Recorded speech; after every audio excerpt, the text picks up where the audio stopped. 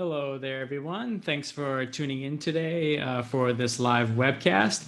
My name is Amir Rustamzadeh. I'm one of the engineers on the Cypress team, and I'm glad to be talking to you today about Cypress. The goal of this webcast is to give you a bird's eye view of the Cypress landscape and also to help you get up and running with testing real applications with Cypress.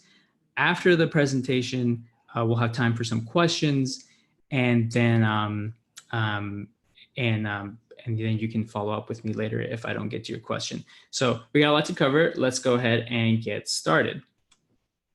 So I know many of you already have an idea of what Cypress is, but allow me to take a second to get the folks that just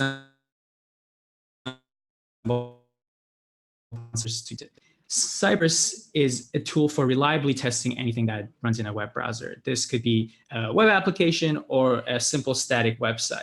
But Cypress particularly thrives on testing rich modern web applications, like the ones written for frameworks, with frameworks like Vue or React or Angular. But I should say that Cypress is completely framework agnostic, and it will, if it runs on the web, Cypress can test it. And best of all, Cypress is free and open source under the MIT license. But more importantly,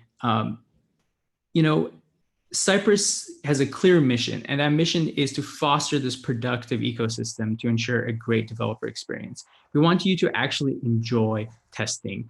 And we go out of our way to champion a pragmatic approach that minimizes daily hassles and helps you actually get things done. Now, with that said,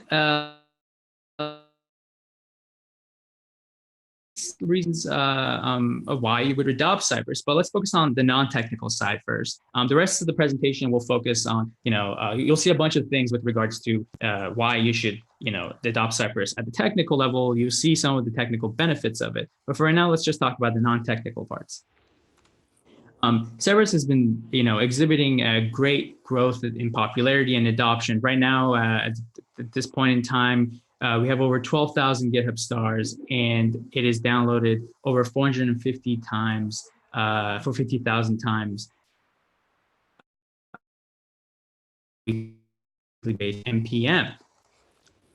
And this growth has been pretty steady. The public beta was released in late 2017, and the community has been just rapidly adopting Cypress ever since then. So we're seeing a lot of growth in a short amount of time. Cypress was also recently identified as the top tool, #1 tool to adopt by ThoughtWorks. It was especially recognized for its great developer experience and its great performance. So this is one of those radars that follow tools through their infancy and through their trial and assessment phase, and kind of monitors them throughout that growth process. And eventually, we'll figure out if this tool made it through the times or not. So Cypress, we're happy to say, was one of the number one.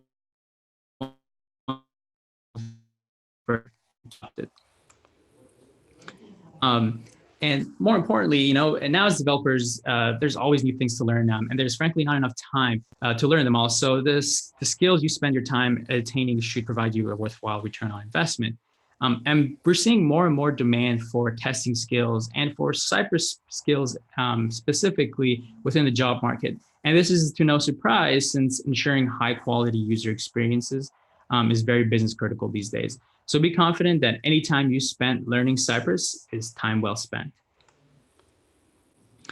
And one thing to also mention is that Cypress is a very sustainable open source project. We're seeing contributors from all around the world, and they're contributing things like improvement to our docs, making PRs for bug fixes, recommending new features and enhancements, and just giving us general feedback to make this a really great testing tool.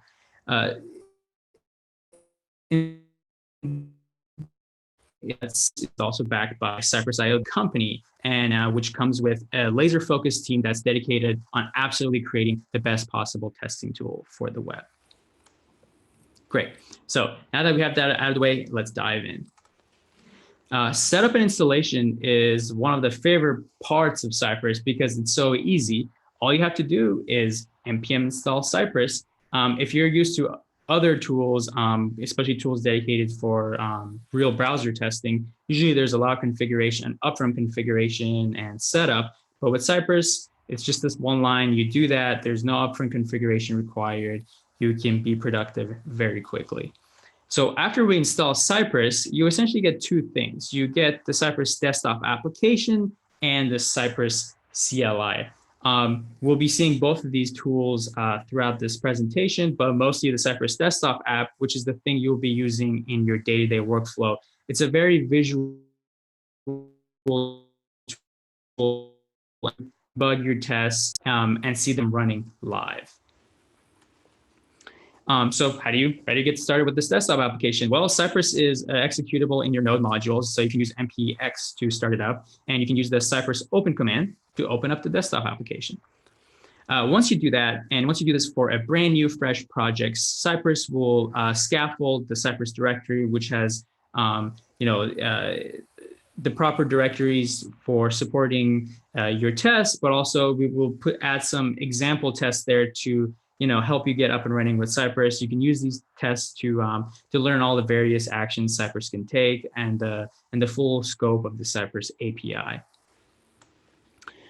So this is kind of the scaffolding that Cypress does in your project. So we'll create the Cypress directory, and within that directory, you'll have a fixtures directory, an integration directory, a plugins directory, and a support directory. Now your tests are going to go to this integration directory.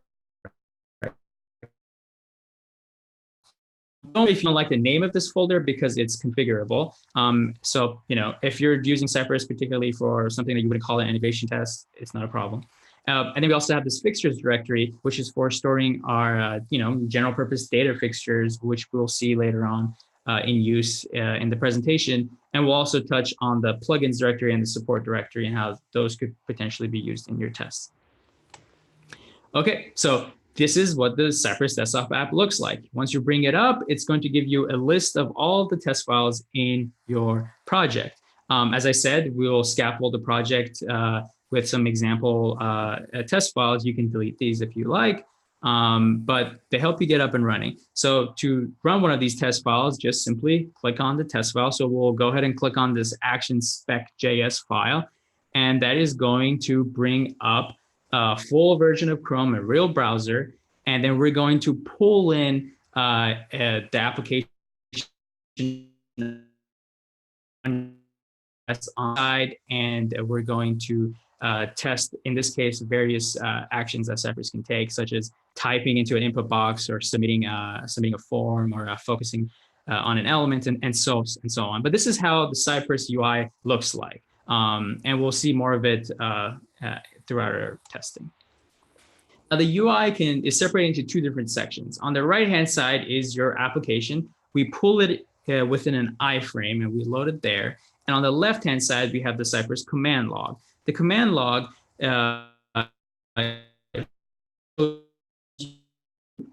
all your tests and all the actions that took place within your test. This also includes HTTP requests, and if you're doing any type of stubbing or anything like that, it will all be shown here. It's a very rich visual tool, and it also is immensely helpful during debugging scenarios, and we'll see that as well.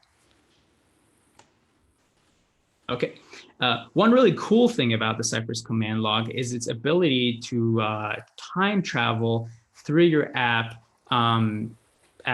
testing sequence. So after every single action Cypress takes a DOM snapshot of your app. So we keep track of the exact state of your application at that point in time that action took place. Now, as you're scrubbing your mouse down the command log, Cypress will actually display that exact state of the app at that point in time. So you can actually time travel as you scrub your cursor across the command log. And if you can actually pin that point in time as well, and and some more information about it. So it will pin the snapshot of the application, and then later on we'll see how we can get more data out of that pinned action as well. So that was a quick overview of the Cypress GUI. Let's talk about the Cypress API, which is the thing you're really going to be using. One of the benefits of the Cypress API is that it's very rich and it's very intuitive and very easy to learn because it's English-like. Let's see an example. So the way you actually access the Cypress API is off this cy object. So it's cy.command and pick your favorite command. There's just a command for just about anything. And they're all documented within our documentation. So go to docs Cypress.io/API and you'll see the large list of commands that we offer. And you can, of course, write your own commands, as we will see later on. So let's see an example. So I can use the Cypress get command to grab a button element, and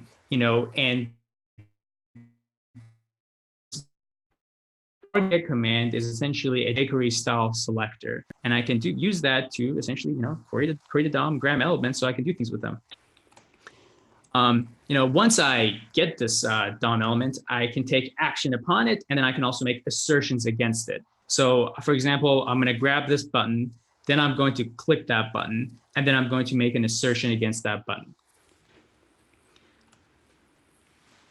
Now, this was somewhat of a simple example, but we can do more interesting, more complex things here. For example, we can use the Cypress request command to make a request to an API endpoint, and then grab the response body, and then we can actually make an assertion against that response body.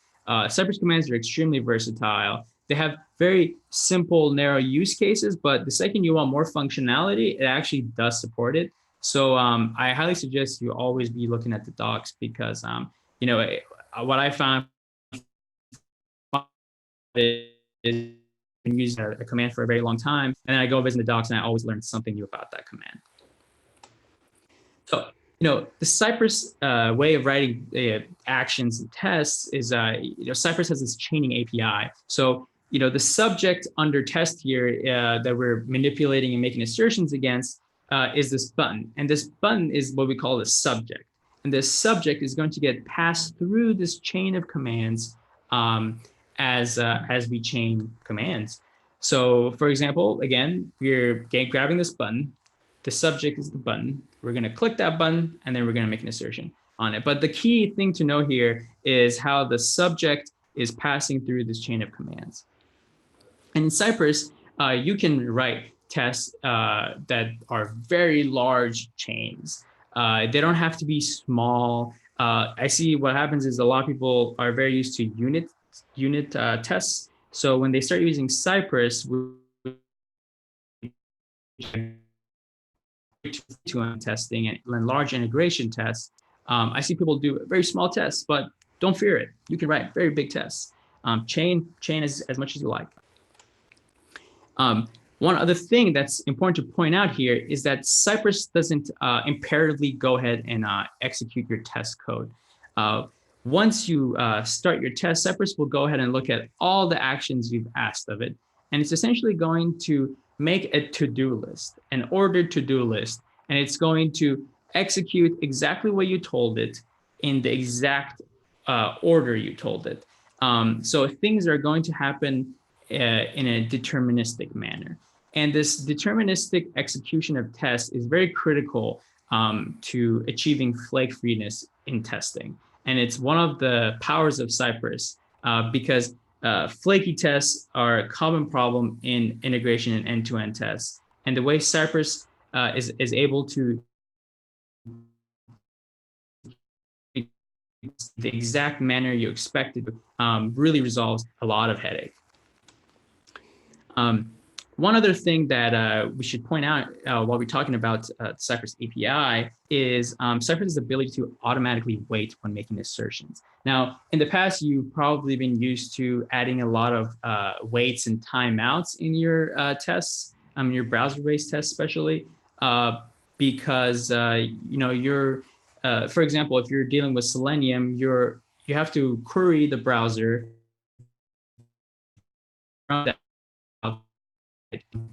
But Cypress actually lives alongside your application. It gets executed in the same run loop as your application. So Cypress knows exactly what's going on and is able to react and respond and be aware of things right when you need it to. So, over here, I'm clicking this button, and depending on the functionality of my application, it could take a while for this button to have the class active. But you don't have to sit here and configure a timeout or a wait. All you have to do is, nothing. Cypress is going to automatically wait till that expected state comes to life within the DOM. By default, Cypress will wait 4 seconds, but this is configurable. But 4 seconds is generally a pragmatic time delay.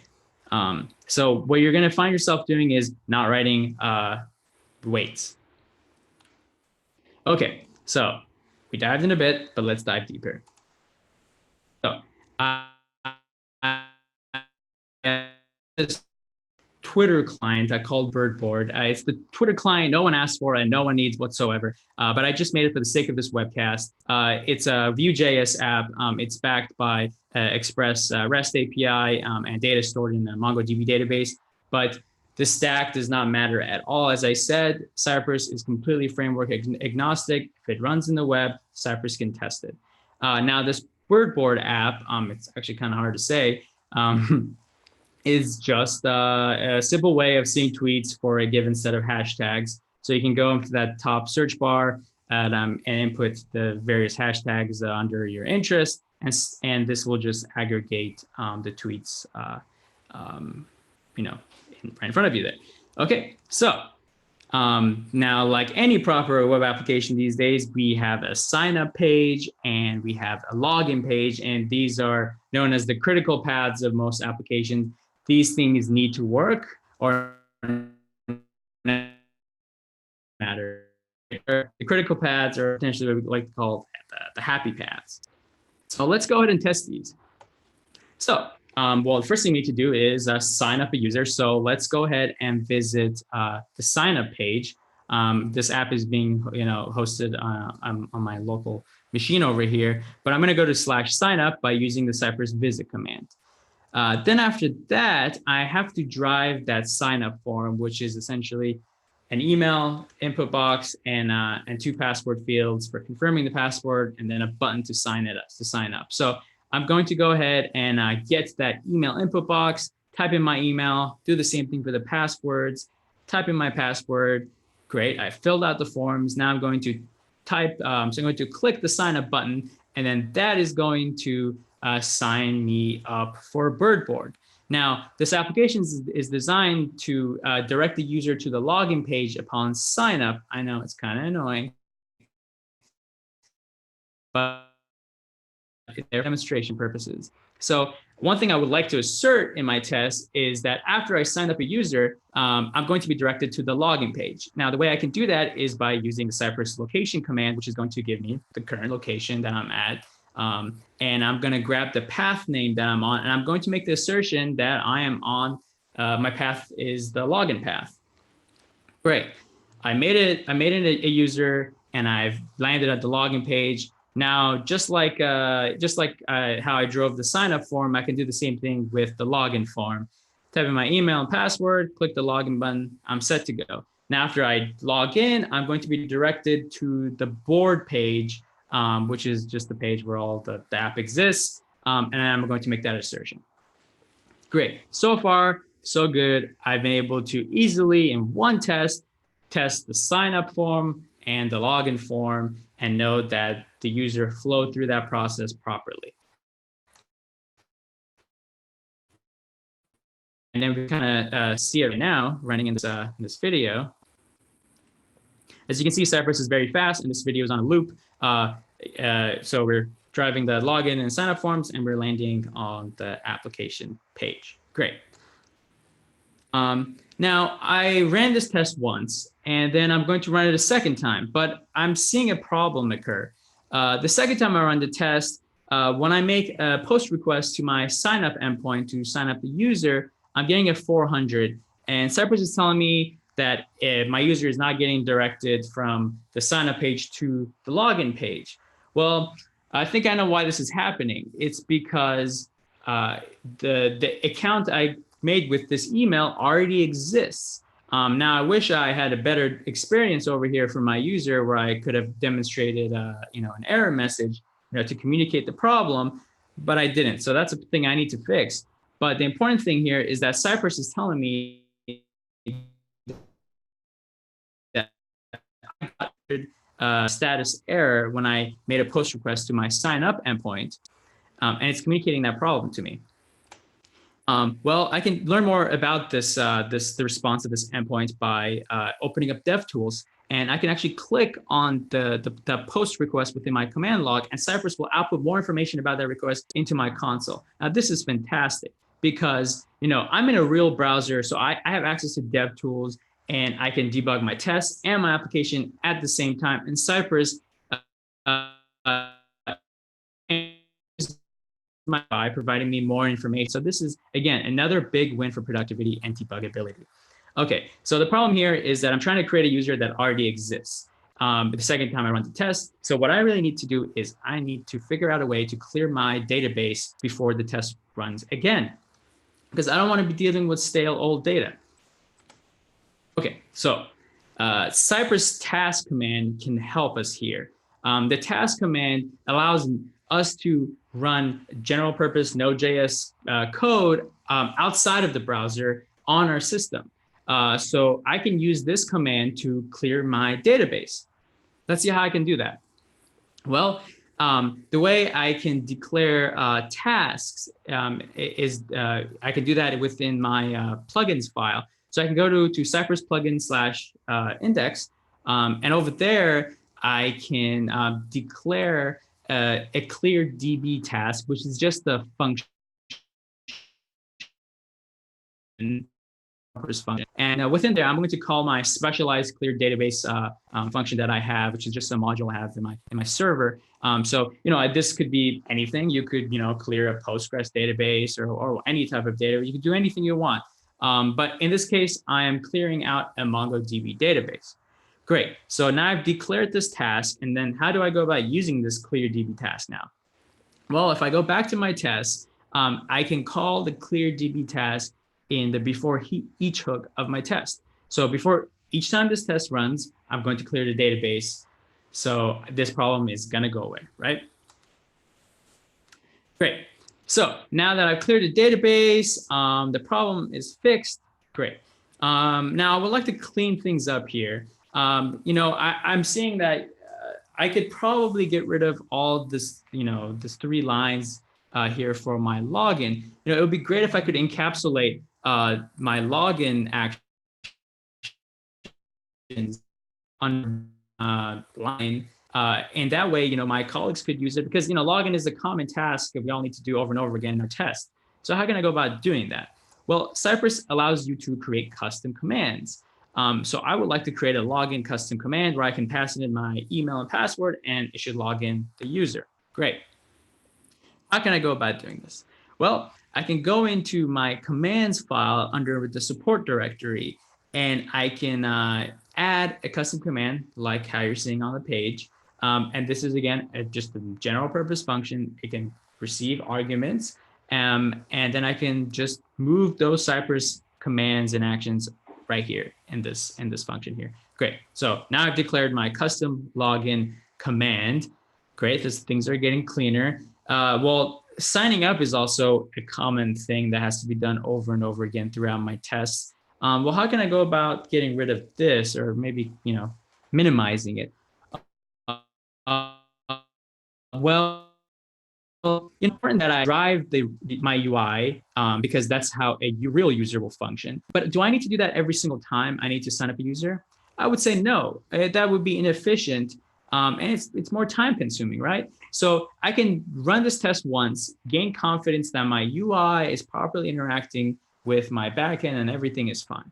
Now, once I've done that, I can probably encapsulate this logic away and sign up my user in a way that's more efficient. Well, one way we can accomplish this is by just seeding our database before our test with an example user, right? We already know we can sign up after we've ran this test once, but after that point in time, let's just seed the database with our example user. So I'm going to declare another task, and I'm now going to call a seed database function that I have, which is essentially going to seed my database with whatever data I pass into it.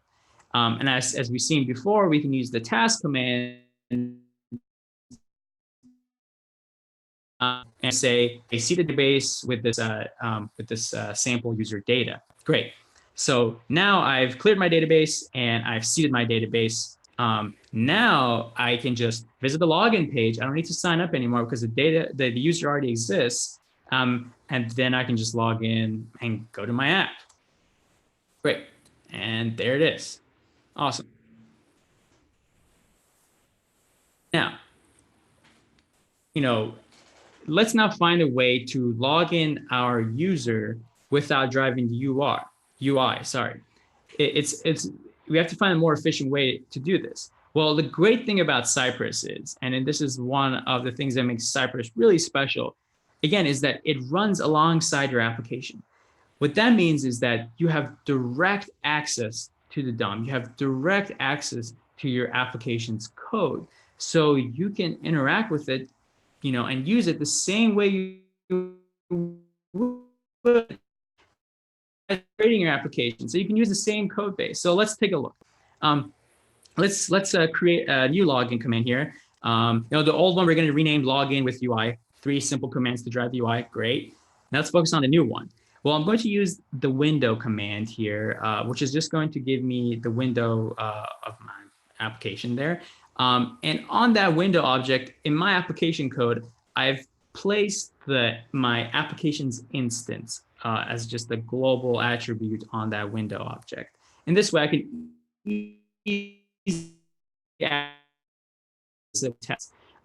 So in this application, I'm using Vuex, which is a central, a state management system. If you are familiar, if you're familiar with React, it's kind of like Redux, but doesn't matter. It could just be any functionality, any function, or anything, any piece of code in your app that you want to access. So, but in this case, I'm going to dispatch this login action, which is the same action I dispatch within my application's code to log in the user. So this is literally the same way I would log in the user in my application. Now, we need to take a pause here and look at what's really going on, because this is quite impressive. We're able to reuse the code we already have to create our tests. This is a huge win for reusability, and it gives us even more confidence in our tests because we're literally using the same code that we're using in our test. This is fantastic. Great. Let me go back there. Okay. So, again, this is the bird board app, just to kind of remind us how it looks like. Now, one of the things we would like to be doing, so we already figured out how to log in the user, clear our database, seed our database. So we've already figured all that stuff out. So things are cleaning up real nice here. So the next thing we can do is actually test the full-on application we have in front of us. How can we go about doing that? So we're going to log in the user in, and let's test the rest of it. Now, this app, once it loads, it's going to make a GET request to the tweets endpoint, and it's going to fetch a bunch of tweets, and it's just going to present that to us. Talking about testing that. Well, now, to grab these tweets, I have to make a request to the third-party Twitter API, right? Now, it's generally not a good idea to be dependent on third-party APIs in your tests. You should have this, expected contract that, these APIs are going to work. Sometimes there are scenarios where you will want to test these third-party APIs, but the contract, you have SLAs and things like that. So there is some sort of expectation that these APIs are going to be functioning, and there's no point into doing full testing all the time with them because you don't control these systems, right? They're completely out of your control. So to be more efficient in our tests, we can stub those third-party APIs. Now, how can we go about stubbing out the network response? Well, we can utilize the Cypress server command, which is going to give us a server to route our request enable us to stub those requests. Now, I use the Cypress server command. I have this new server where I can do stubbing with it now. Now, the next thing I could do is use the Cypress route command to configure which routes I would like to stub or look at or whatever. There's a lot of functionality here, but we're only looking at it from the sake of from the perspective of stubbing. So I'm going to say that I want to take a look at all GET requests going to the tweets endpoint.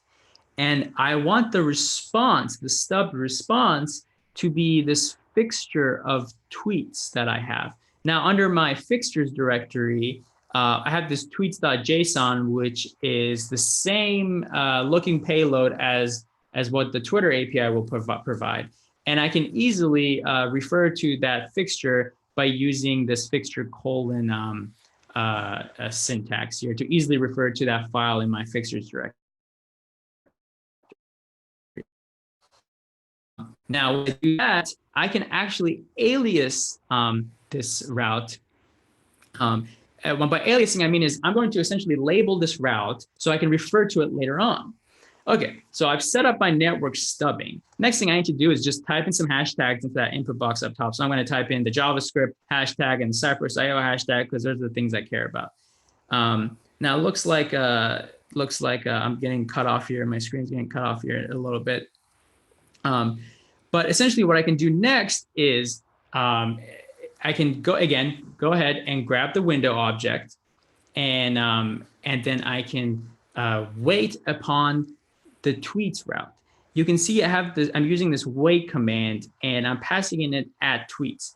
Now this is the syntax used to refer to aliases in Cypress. So I'm going to say I'm going to wait on this network request to respond. Once that happens, I'm going to go ahead and make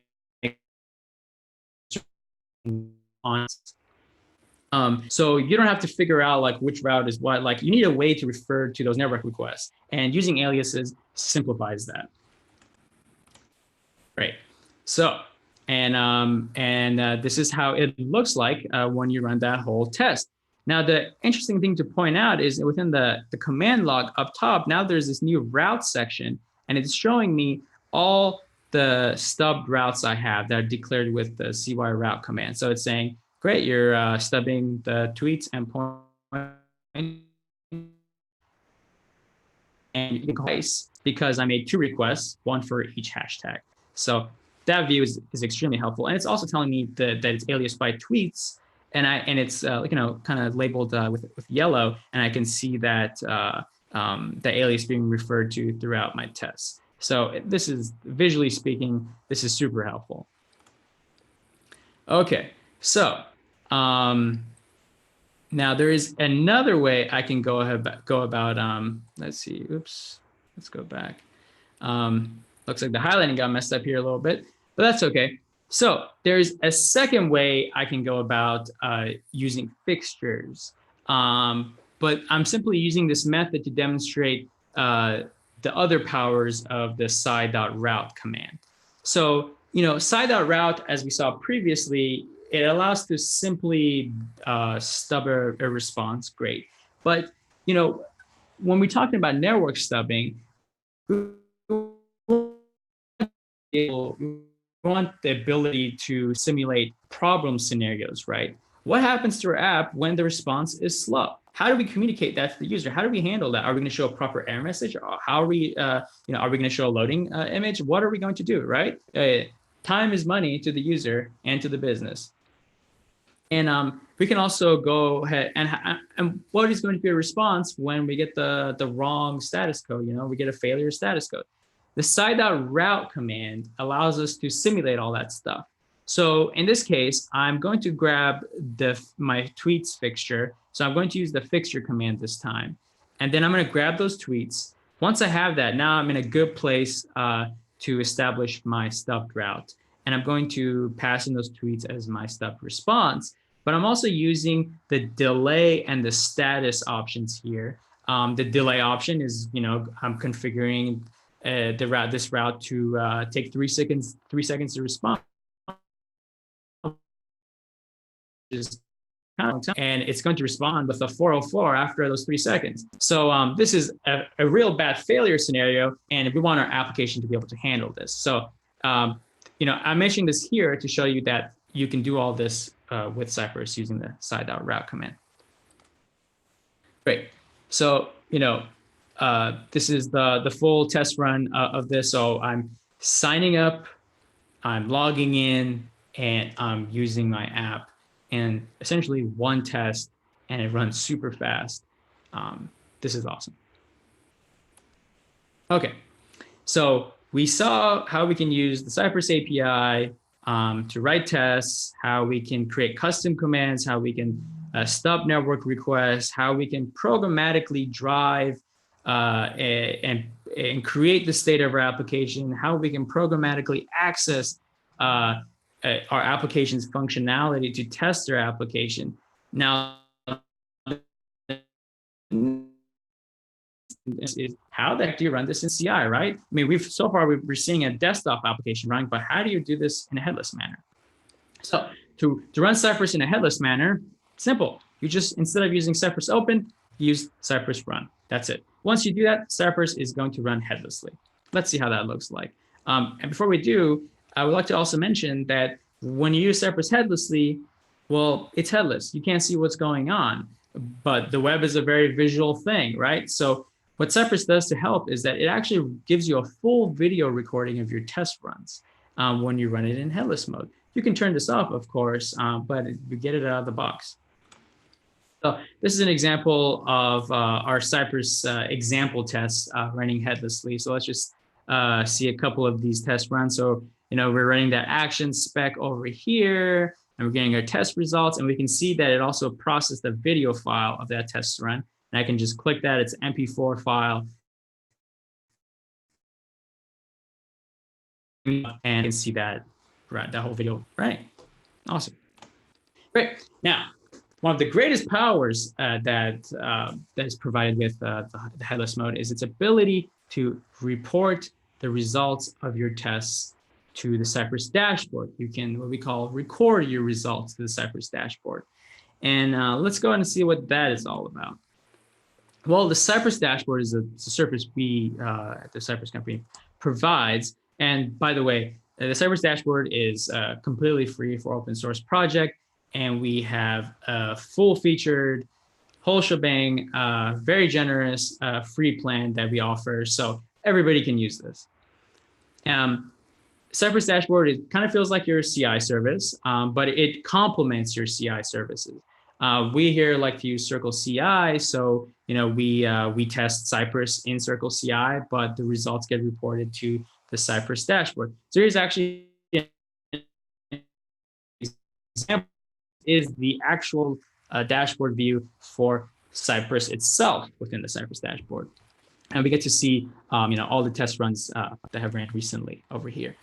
And we can click on those test run, and we can see all the spec files that ran. We get the full terminal output that we see that we're used to seeing, and also we can access that full video recording for each test file in our test suite. And the cool thing about this is that you can share this with your colleagues, so it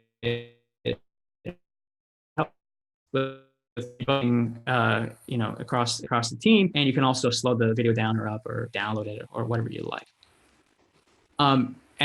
But passing tests are boring. What's really interesting is failing tests. And what Cypress does is it organizes all your failed tests in a very consumable manner. It clearly shows you the errors, where they took place, and gives you the stack trace. It also gives you the context around those errors. So, which browser did this take place in? Which operating system? What was the performance of this test? And along with that, it associates the failure with the terminal output and the full video recording. But the other cool thing is that Cypress automatically takes screenshots when failures take place. So you can, exactly see what was going on in that point in time. And here's an example of that. An error took place, and Cypress took a screenshot, and you can view that all in the dashboard. Now, the other cool thing dashboard provides, but we won't have time to get into it today because it's a whole topic on its own. And I'll love to do a webcast on this independently because it's one of the features I worked on when I originally wrote at Cypress. It's its ability to parallelize your test. So, and it can do this very easily. You simply just pass in the parallel flag when you're running your test headlessly, and Cypress will automatically figure out the right way to load balance your test files across all your CI machines. So you have this ability to optimize your CI usage, and it works really well. When we turned on Cypress parallelization for our own dashboard, which is this big React application, we saw 83% time savings, and we went from about 30 minutes or 20 or something minutes, just to under 4 minutes of testing. By adding 9 or so machines. So the time savings have been immense, and it works really well. Talk about this maybe in a future time. Now, so one of the things that Cypress is very well known for, and it's one of the things we take great pride in offering and maintaining, is our documentation. If you're looking for the place to get started with Cypress, it's the Cypress docs. And this isn't just me saying read the docs. It's more than that. It really takes you from the starting point and explains core concepts, and then you can go ahead and look at the specific API commands. But our docs are very prescriptive. We offer our opinions. We give you best practices. We tell you, we point problem points out, things you should take notice throughout the docs. And when I first was learning Cypress, I just learned from the docs, and that's what won me over. And we have this other repository, which is open source, and you can see it at the link above. There is our example recipes. Usually, how do you do X in Cypress? How do you handle SSO? How do you handle all the things, right? We have code examples for a lot of that stuff, and we're going to be adding more to it. So I highly recommend checking that out. And if you have more ideas, please create an issue. We'd love to hear from you.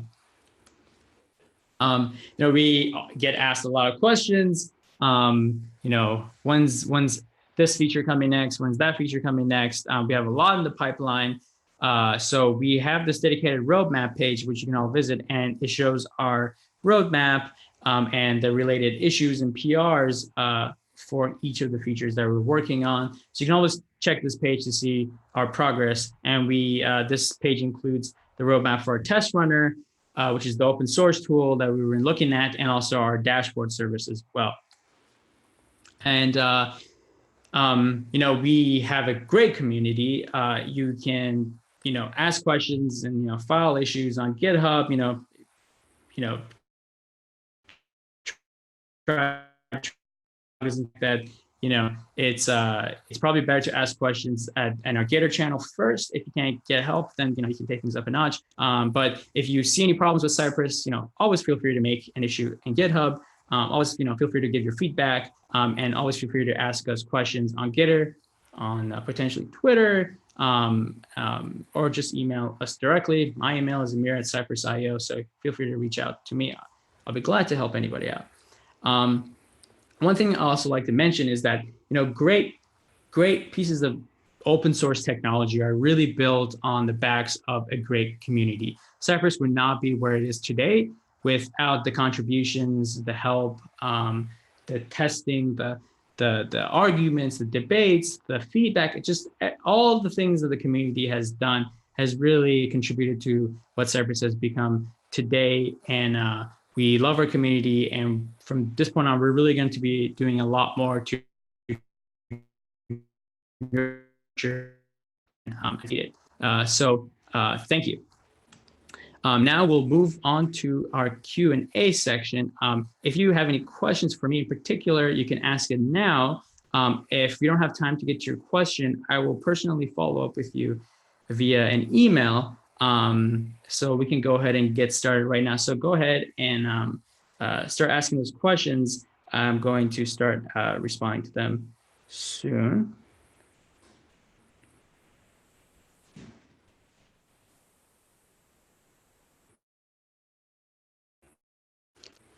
So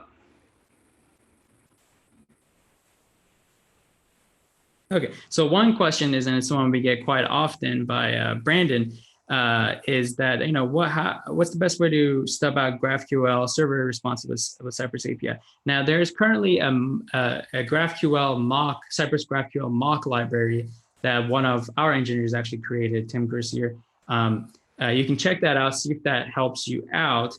But we're actually coming out. One of the things in the pipeline is full network stubbing, and that's really going to unlock a plethora of things, but especially with regards to stubbing out GraphQL server responses. It says, we have a question from Kevin J. What about shadow elements? Anyone have experience with Shadow DOM and Cypress? I don't believe we support Shadow DOM currently. I think there might be some workarounds. There might be some issues, but I can't recall off the top of my head. But I would have to say a no to that one. Does Cypress support parallel testing? Yes, it does. Now we support parallelization via our dashboard service, and we parallelize at the test file level, not at the test level. Now with parallelization, one of the other questions we get a lot is, well, why is it the parallelization is connected to the dashboard service? Well, the reason for that is because, we're not just doing simple parallelization. We're doing very intelligent parallelization. The way it works is that since you're recording your test results to the Cypress dashboard, we're in a very good place to understand the performance characteristics of your tests. Based off that performance characteristics, we're able to intelligently load balance the files on your CI machines. So we actually predict how long the test file take to run based off its previous performance characteristics. And then based off that, we'll determine which test file gets ran first. And this allows us to actually optimize the test run significantly. So let's see. Now, someone said, does Cypress leverage the JSON wire protocol? I don't believe so. So remember, Cypress runs within the DOM, within the browser. So it's not like Selenium where you're passing things back and forth. Now, Cypress does have a node backend where it can communicate between the system and the browser, but that's usually done for that's for like bringing up a browser, or when you're running those Cypress task commands where you want to execute JavaScript on the system level. Let's see. So someone says, what are the best practices to avoid refactoring and the app code changes? So, this is also a common question. I have two things to say to this. You should not be testing the implementation of your code. You should be testing it at a much higher level, which is how the user interacts with it. Now, sometimes, people depend heavily on IDs and class names. One thing we recommend for doing that is actually adding Cypress-specific data attributes to elements. If you look in our documentation, I believe we covered this. And this allows you to just have selectors meant simply for the sake of testing.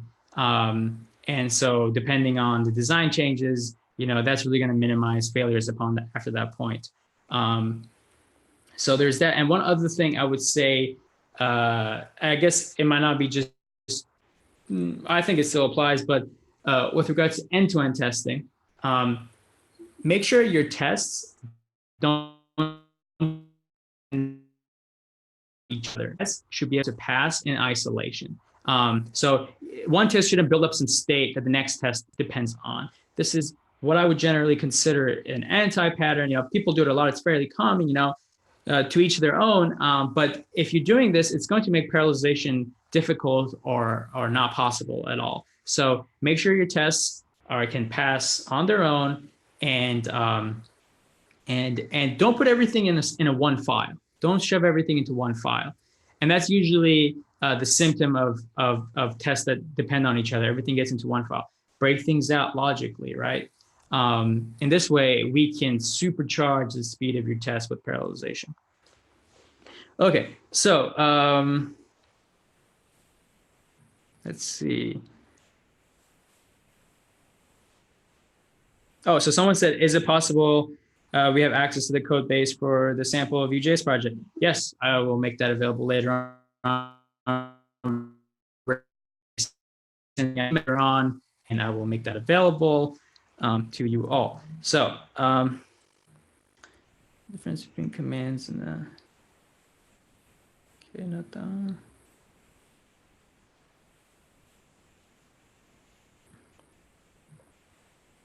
So for someone who just recently is getting started writing tests, do you recommend Cypress for starters, or should I get to know more about the most common ways of testing first? And this is by Ronnie. Ronnie, I think if you're beginning with testing,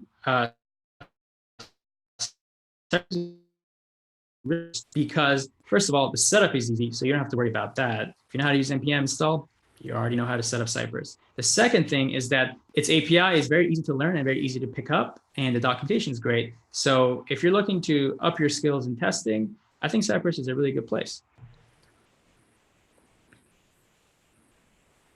Is there any way to use fixtures with my own JSONs just to use as dummy data? Yes, exactly. So that's kind of like what I demonstrated, Lucas. You can put any JSON file you want in your fixtures directory, and you can pull them into your test very easily using the fixtures command or that fixture syntax we saw. But this isn't actually, fixtures aren't limited to just JSON files. You can do text files, CSV files, even images.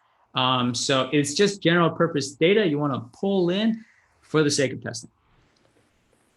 Do you have support for mocks and stubs? Yes, we do. You can do, and underneath we're using sign-on and Mocha and things like that. So if you're familiar with that stuff, always mocking, stubbing, all that good stuff, you get it out of the box, no problem. Let's see.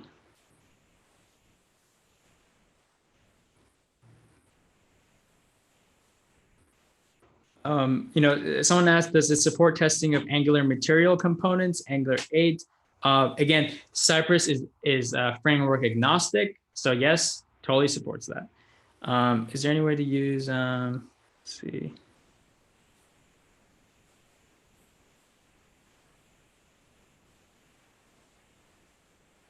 Okay, so can you do dynamic fixtures, Brandon? Yes, you can. It's all just JavaScript, right? So you saw how I was using the side.route command, and I can just create like a function that generates my dynamic fixture. I can pass in arguments to that function. It will generate that fixture just in time, pass it to my response attribute option in my sci.route, and I can use it that way. Okay, so I think that's about all the time we have for now. Please feel free to keep asking questions. I will follow up with you directly via email. Again, my email is amir@cypress.io. Cypress.io. So feel free to email me there. Feel free to reach out to me on Twitter as well. Now, I do have one question for you all, and please reach out on Twitter, mention me, and tell me this. We would like to be doing more of these webcasts. This is just the starting point. It's really the first one to help y'all get up and running. We barely scratched the surface of what Cypress can do. So I'm wondering what you all are interested in hearing about. Are you interested in visual testing? Are you interested in parallelism? Code coverage.